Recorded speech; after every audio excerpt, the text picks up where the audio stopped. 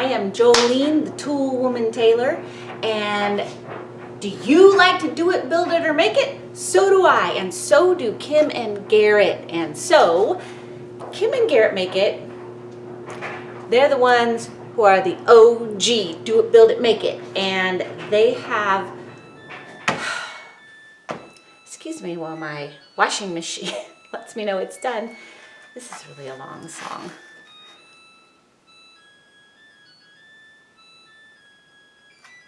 Yep, still going. I can't hear this from inside the house.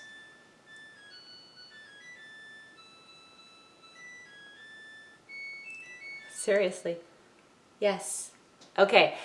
So it is, these guys, you gotta be able to see this shirt because I just got my new shirt. I'm super proud of it. Okay. So these guys, they have helped get so many of us through quarantine. If you've never heard of them, there will be a link in my description and probably put a card or something up that you guys can see. Maybe I'll try that fancy. No, there they are. Go to their channel, check it out. In fact, that link is going to be, today I am going to make their porch rules sign. I ordered the stencil from them and it came so quick. I was actually on vacation. This was back in June and it came to my door and I was so excited. Why until just now am I doing this? I'm a procrastinator. I did have a porch project to finish and this is a very long intro. So for the list of supplies, we need 3 dog-eared pickets. They can be found in the fence section of your hardware store. I have 3 Gothic pickets. Of course, I have my stencil, and then there will be some paints and some Mod Podge involved. So let's get started, shall we? And they come with little staples in them, which is not fantastic. So I'm going to get some pliers and just pull this out. This wood is very soft, but it also has a lot of fuzz on it. It's super inexpensive, $8 for the wood. So if you already have paint on hand, that's even better. All right. So you could use sandpaper to get these gritty little hairs off of here. That would work great. But I'm Jolene, the Tool Woman Tailor, so I am going to use my planer and we are going to get these babies just as smooth as babies' butts.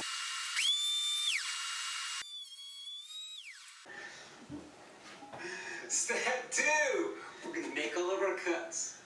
We're just going to cut these dog-eared pickets down to 18 inches each. We're going to have like 10 of them, 12 of them, 11 of them. I think it's 11, yeah. 18 inches each, 11 of them. You heard the guy. And then we're going to cut the Gothic ones down to about 60 inches. About 60. So we got 8 inches and 60 inches. 18, not 8.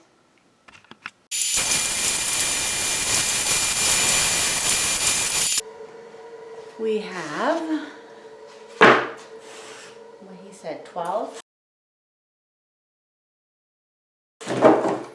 2, 4, 6, 8, 10, 12 on the money. So that's good news. And then the dog-eared pickets, I want to say he didn't say 60 inches, did he? 20 inches? I have like 10 of them, 12 of them, 11 of them. I think it's 11, yeah. And then we're going to cut the Gothic ones down to about 60 inches. They're going to be behind it. That's what we're going to paint it to. Because all I have to do is measure out 60? 16. Not 60. There's no way. 60?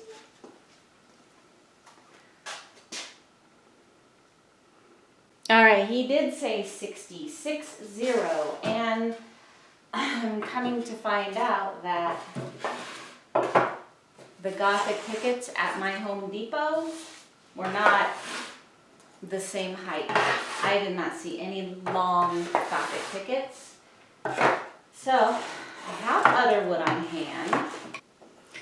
So the brilliant specimens of people that Kim and Garrett are, they did 3 different colors of paints, and they had divided everything up. So I'm going to take it a little bit different, and I'm going to use stains because I have a table in the back porch, on the back porch, that matches these 3 stains, and I'm going to pop that in so you can see it. Step 3. All right. I can hear my kids. I have a feeling one of them is going to be coming around the corner any minute. I have an 18-year-old and a very soon to be 16-year-old.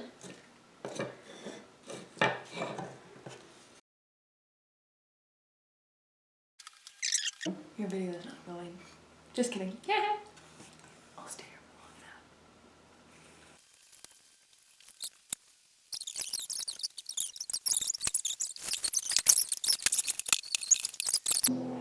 All right, all of my boards are stained and sitting out in the sun to dry. I'm not gonna lie though, that was a lot of time, a lot of work. I think I got some splatters on my new shirt. I mean, it's a work shirt, I guess, right? I mean, really.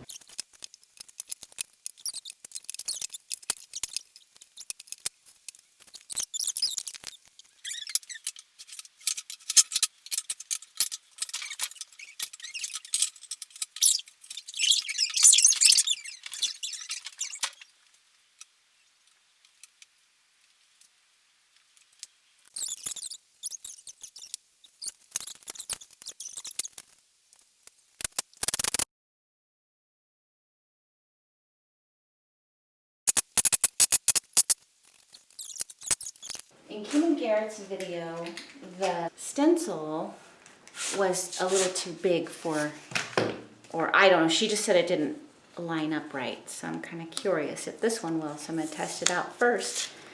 And then if it lines up, we're good to go. But if not, I will have to cut each one out. Yeah.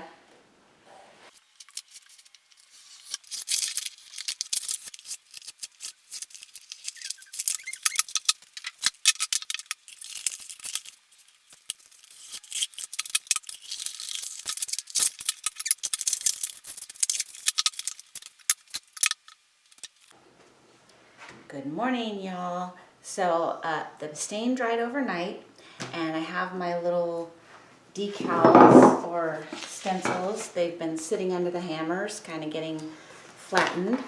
So now we're going to work on prepping those to get them on the board so we can put some paint on. Here we go. I used to work for a sign company, so I learned some tricks about putting vinyl on. I'm a really great teacher. So I'm gonna tape the top of this so that it's sticking to both this sign or stencil and to the wood. And that way, all I do is flip this up and peel it back. I can peel it back all of it at once, or I can slowly put it down. But what I'm going to do is I'm going to peel it all off, and I'm going to bring it down, and I'm going to hold it in the middle, and I'm just going to start working it this way and this way. And I'm just moving side to side. All right, I've got my stencil on. All right, so while my daughter Emily helps peel up the transfer tape and leave the blue stencil down, I'm gonna get started. Mod Podge. Actually, I'm not using Mod Podge. I'm gonna use this high performance satin paint, which is a quick dry, similar to Mod Podge. It's just a top coat by General Finishers. And I've got some General Finishers Snow White milk paint, which milk paint is not actually milk paint. It is, it's an acrylic that acts like a milk paint. And it has kind of a satin finish to it, a flat satin, if there's such a thing. So you're saying it doesn't have milk in it? Like, There's no milk in it. you're like, it's not milk paint. They call it milk paint just because that's how it behaves. Yeah. But actual milk paint you have to mix. It has like an enzyme or something that you have to mix to activate it. So many rules. So many rules.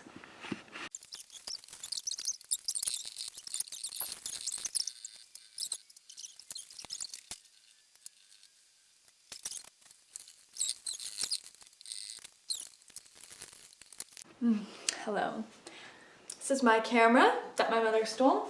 This is Come the on, sign that I focus. made. Okay, so.